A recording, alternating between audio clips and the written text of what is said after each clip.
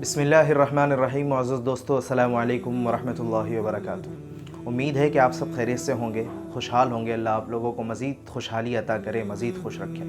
हम में से बहुत से लोग परेशान रहते हैं कि घर का ख़र्च नहीं संभाला जा रहा और घर पर तंगी है, या कोई ये परेशानी किसी की होती है कि कर्ज़ों में मुब्तला है, कर्ज़ों के बोझ तले दबे हुए हैं।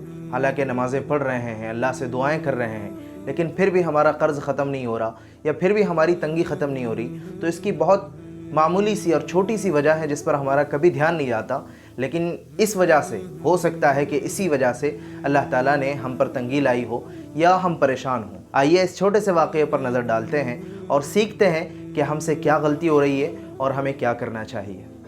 एक मुफ्ती साहब का बयान है, कुछ माह कबल की बात है कि एक मोहब्बत व अक़ीदत के रिश्ते में बंधे एक साहब मिलने आए और मुझसे बोले कि मुफ्ती साहब, मेरा कारोबार बहुत उम्दा था, मैं लाखों कमाता था, गाड़ी थी, बेहतरीन ज़िंदगी थी। आज भी वही कारोबार है मगर गाड़ी नहीं, वो खुशहाली नहीं, दिन ब दिन कर्ज़ के बोझ तले दब गया।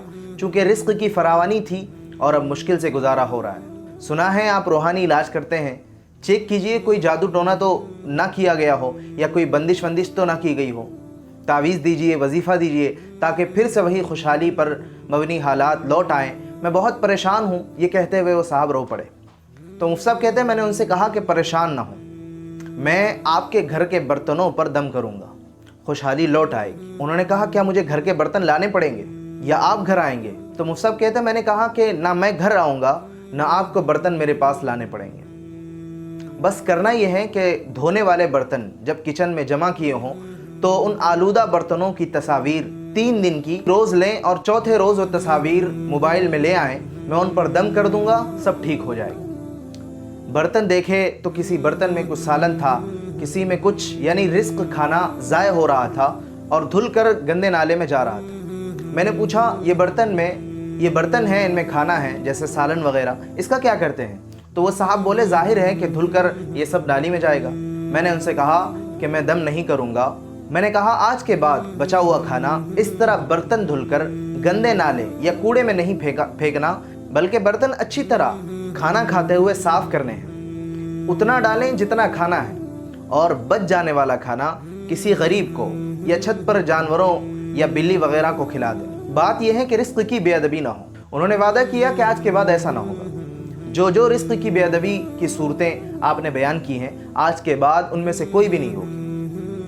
तो मुफ्ती साहब कहते हैं, मैंने उनकी तसल्ली के लिए 21 दफ़ा बर्तन पर सूरतुल फातिहा पढ़ दी कि नफ्सियाती तौर पर उनको तसल्ली हो कि वाकई दम किया है। कुछ दिन बाद वो मिलने आए और मुझसे गले मिले और रोना शुरू कर दिया। हाथ चूमे और हद से ज़्यादा अकीदत का इजहार किया और बोले, मुफ्ती साहब, अब मेरा कारोबार बहुत बेहतर हो गया, बेहतरीन और बड़े बड़े ऑर्डर दोबारा मिलने शुरू हो गए। आपके दम ने तो कमाल कर दिया। मैंने उनसे कहा कि अल्लाह के नबी सल्लल्लाहु अलैहि वसल्लम की हदीस के मुताबिक रिस्क की बेअदबी तंग दस्ती लाती है।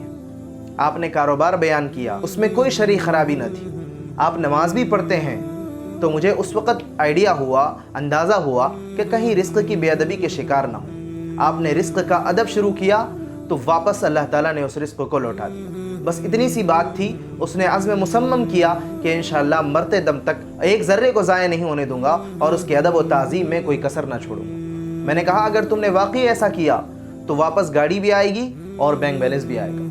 अल्लाह पाक हमें रिस्क का अदब करने की तौफीक अता फरमाए।